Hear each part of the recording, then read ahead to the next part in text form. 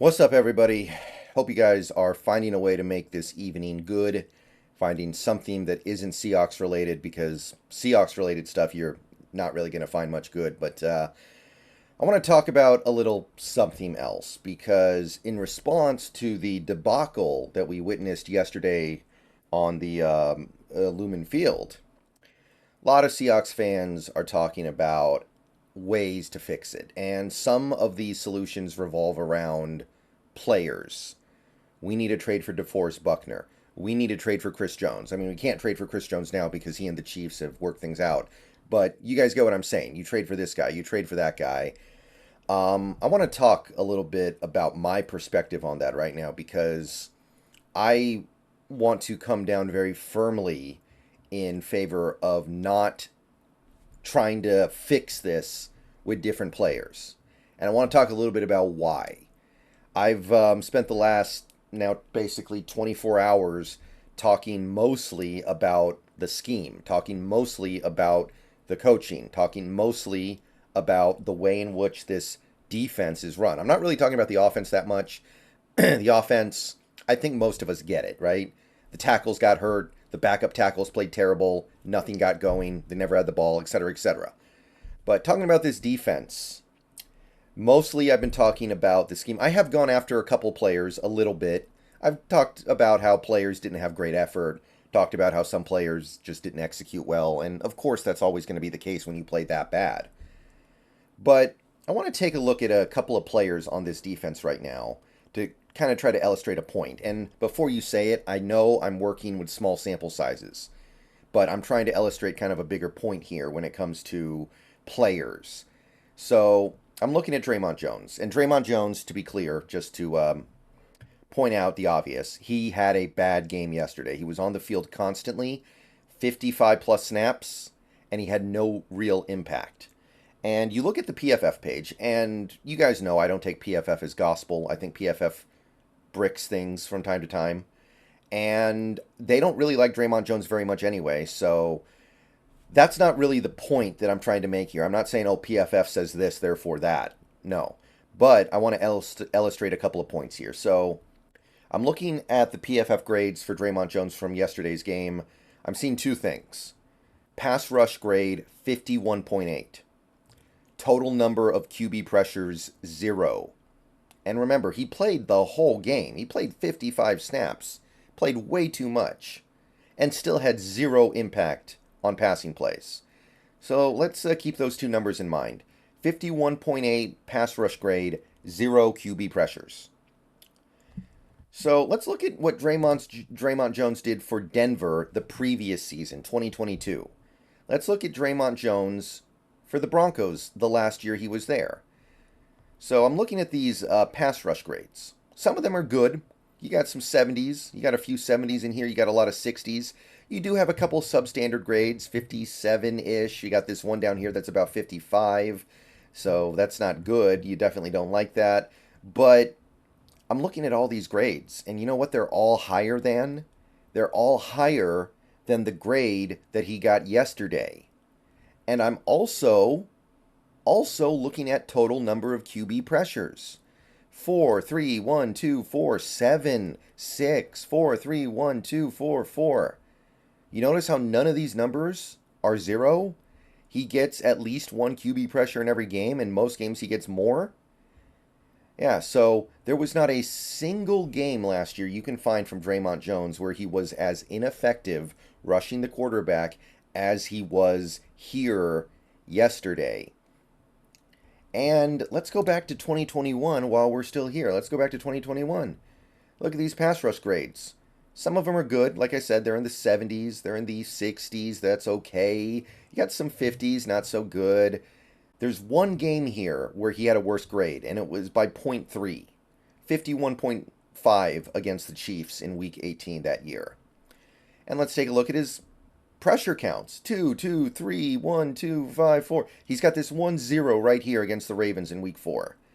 Every other game, he gets at least 1 QB pressure.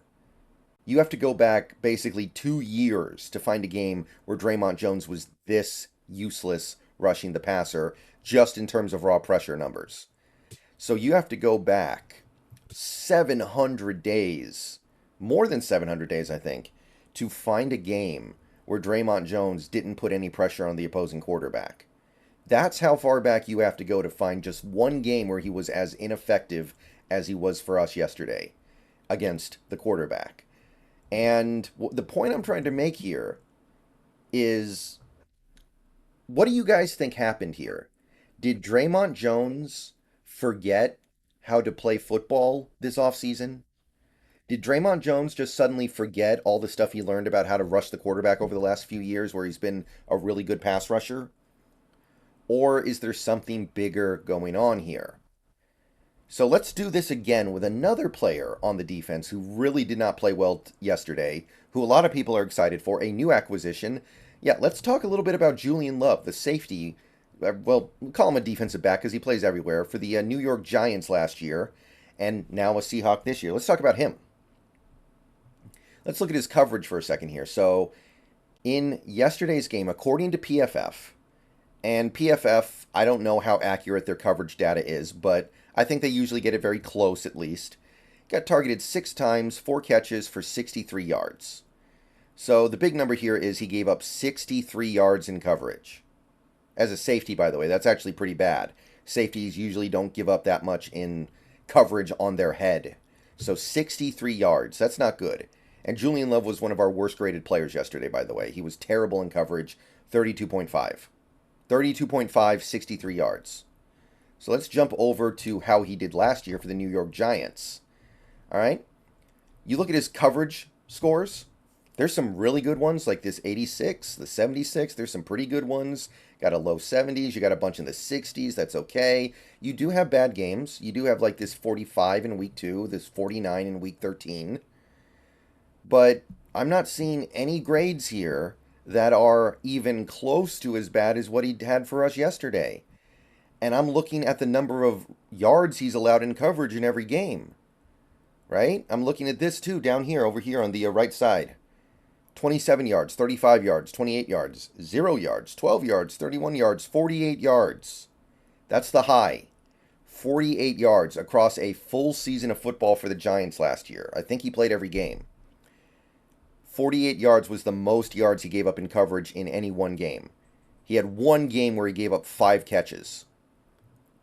Other than that, the difference in coverage numbers and coverage results and coverage play just in general is night and day.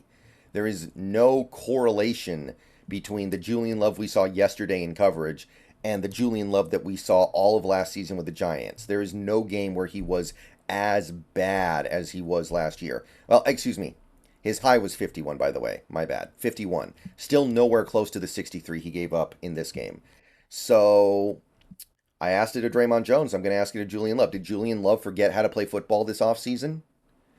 You can't even say that Julian Love got the bag and decided he didn't care anymore. Like, some people are going to say that with Draymond, right? Some people are going to say, oh, Draymond got paid and stopped caring.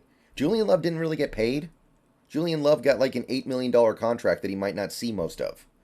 Julian Love might see like half of that contract if he doesn't shape up this season. So he didn't get the bag. He is fighting for the bag. And we're supposed to believe he just forgot how to cover in an offseason? Or, once again, is there something bigger going on here? Is it the scheme setting these players up to fail? Is it the situations we put these players in setting them up to have these career worst performances in many cases? And we've had these conversations before. That's the most frustrating thing. It's Groundhog's Day. We had this conversation with Jamal Adams, and I want to highlight this one more time. I brought this up before many times, but I want to remind people of this. Jamal Adams comes out of college at LSU. He's number 6 overall pick, considered to be an elite cover safety. Really good in coverage if you put him in the right situations. And then I go down to his cover numbers here on PFR. 2018, the first year they did this. QB rating allowed when targeted in coverage on Jamal Adams, 74.7. 74.7. Allowed 400 yards in coverage on the year, barely over 50% completion percentage. Next year, 75.2 QB rating. Only allowed 187 yards in coverage. barely over 55% completion percentage. Great cover corner, safety, excuse me. When they used him in coverage, when he was put in coverage situations, everything went great. He was great in coverage for those 2 years with the Jets. You take those 2 years, you average it out, below 75 QB rating when targeted. Below 75. 2020 hits, 104.7. He comes to Seattle, suddenly 104.7 QB rating when targeted. 78% completion allowed. Over 410 yards in just 12 games. Next year, it gets better, but still 94 QB rating, basically. Still nowhere close to what he was doing in 2018, 2019 for the Jets. Did he forget how to cover when he came over to Seattle? And you can't even say he got the bag. He didn't get the bag until after 2020. He didn't get the bag until after the 2020 season. So he was still fighting for the bag, and he couldn't cover all of a sudden. So, again, I gotta ask, do you guys think Jamal Adams forgot how to cover when he swapped out his Jets jersey for a Seahawks jersey? He just suddenly forgot how to do it? He forgot how to play? Or maybe, just maybe, there's something bigger going on here. This scheme ruins players. And I wanted to believe this was the offseason. We finally switched to something different, something new, because we were getting the personnel in place to do it. But that's not what we're seeing right now. Not even close. We are not seeing anything like that. So we can hope it's just a one-off and that we are going to switch up the scheme. We are going to switch up the looks. We're going to play more man. We're going to play more aggressively. But if we stick to this scheme, I want everybody to realize no player that you want to trade for or sign is going to fix any of this. DeForest Buckner, Chris Jones, this safety, this corner, none of it's going to matter. Just wanted to give you my argument here. All right, see you guys later. Go Hawks.